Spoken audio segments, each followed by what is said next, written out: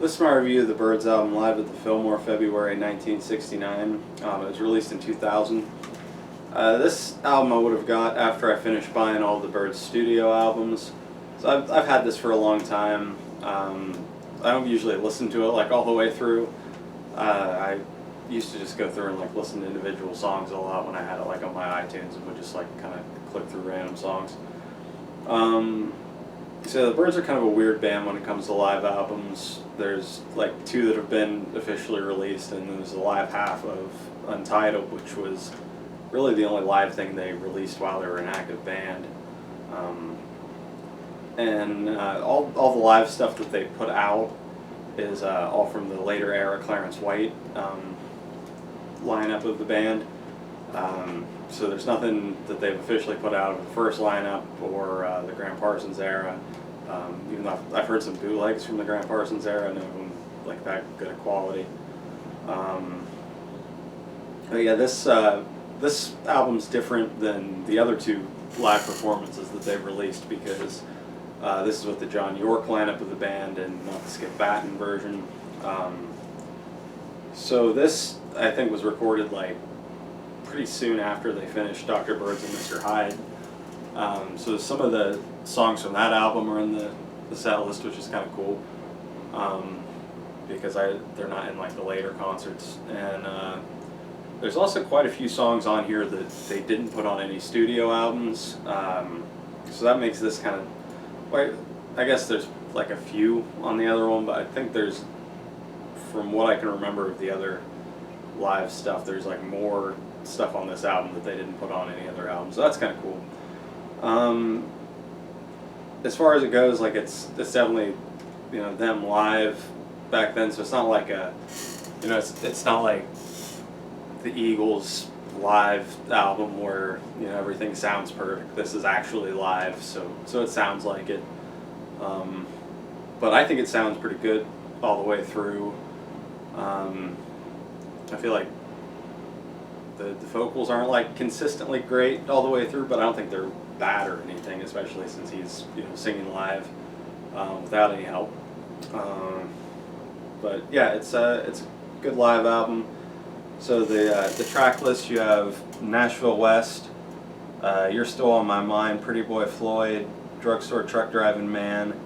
Then they do a medley of Turn, Turn, Turn, Mr. Tambourine Man, and 8 Miles High, which I actually like.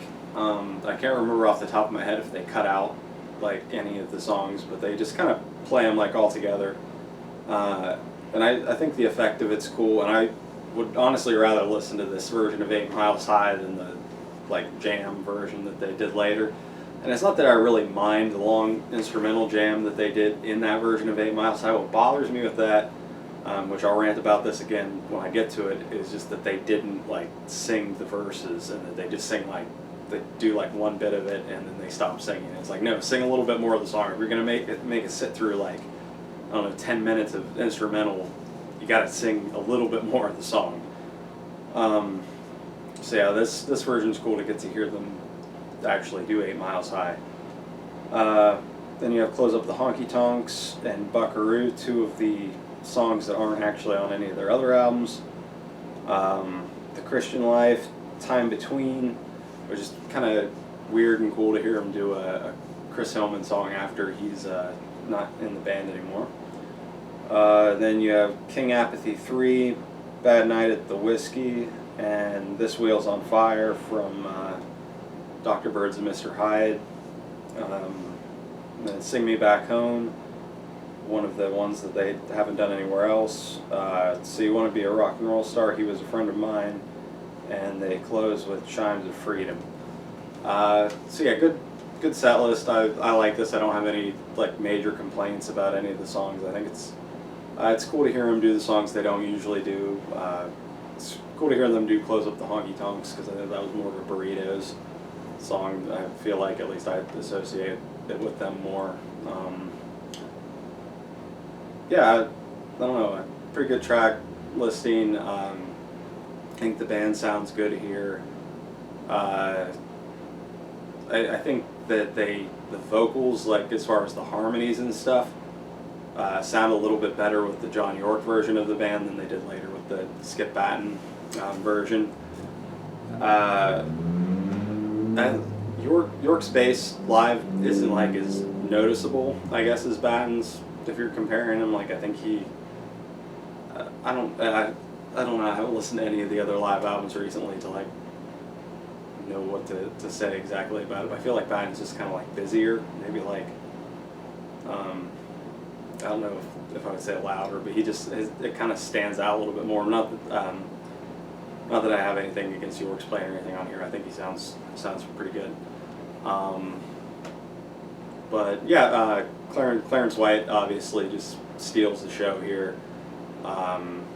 His playing on it is like just it's great, and definitely, if nothing else, makes this album worth listening to just to hear Clarence's stuff. So yeah, live at the Fillmore, February 1969. I don't know if it's my favorite Byrds live album. I mean, I need to listen to the other one again and kind of compare them, but it's got a pretty strong track listing, and they sound good, and I'm glad they do 8 Miles High and actually sing most of it. So yeah, definitely check it out if you're interested in the later era Byrds.